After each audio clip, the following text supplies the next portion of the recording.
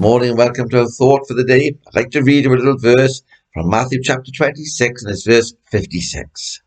And it says this: all the disciples forsook him and fled. What sad words they are to read this morning. What frightening words they are. Oh, that God will never allow us to forsake him and flee from him, for he will never forsake you and he will never forsake me. And the simple heading I've given this morning is: don't be a deserter. Don't be a deserter. God help us never to desert the God who has given his all for you and for me. How sad these words are of our text this morning, and yet they were prophesied. They came as no surprise to Christ. This situation didn't come as any surprise to Christ. He knew that it was going to happen. He had already foretold that it was going to happen. And I'm glad to be able to say this morning, nothing takes Christ by surprise. He knew it would happen. And in these last days in which we live, God help us to be faithful to our Christ. You see, he never deserted them, but they cowardly, for fear of their own lives, fled from him at the very outset of his sufferings. This is a plain lesson to show, friends, us the frailty of believers. If left to themselves, they're but sheep, and they flee when the wolf appears. You notice that they'd all been warned of the danger and promised to die rather than to leave their master, but they were taken by sudden panic and they fled. It may be today that the promise Christ that is yours, the promise that Christ makes to you, the promise that you have made to Christ, you need to look afresh at them and make sure that you are keeping your side of the bargain. It may be that you promise Christ that you will face whatever the trial may be that comes your way, and you think that you can conquer. But I want to tell you, friends, that you cannot conquer anything in your own strength.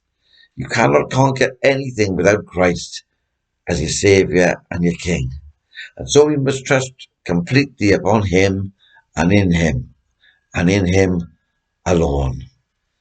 It's one thing to promise, but another thing to perform.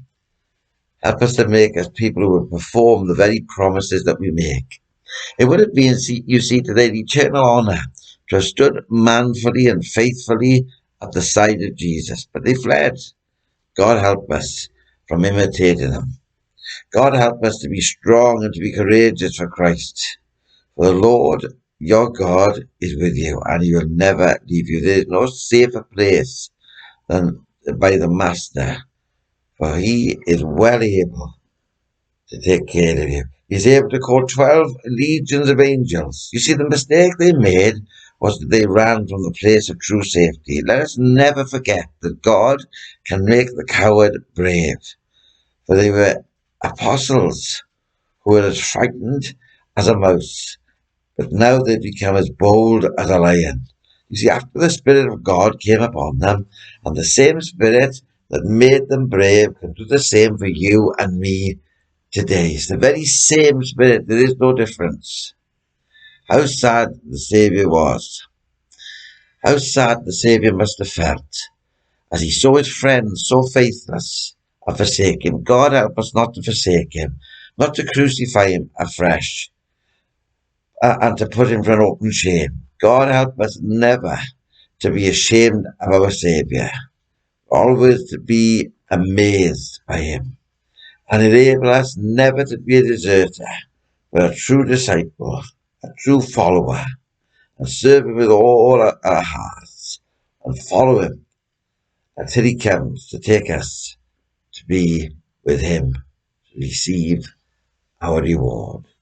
God bless you all. I look forward to speaking with you again tomorrow morning.